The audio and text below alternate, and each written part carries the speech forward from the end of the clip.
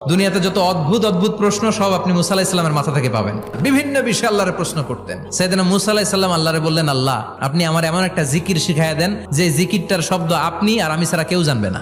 দিনে রাতে সব সময় এই জিকির আমি করব, আপনারে ডাকবো, কিন্তু শর্ত হলো এই জিকিরটা জানবে শুধু আপনি আর জানবো শুধু আমি। আল্লাহ বললেন, মুসা পড়ো লা ইলাহা ইল্লাল্লাহ। মুসা আলাইহিস সালাম কয়, মাবুদ এটা তো জাতীয় জিকির, সবাই জানে। আমি তো চাইছি এক্সেলেন্ট একটা জিকির, কারো কাছে নাই, শুধু আমি জানবো আর আমি পড়বো।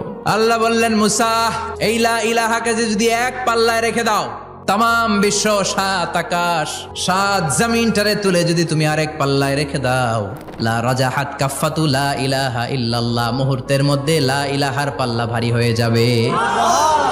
ও মুসা, তুমি যতই এক্সক্লুসিভ জিকির চাও, লা ইলাহার চেয়ে দামি জিকির আমার কাছে নাই।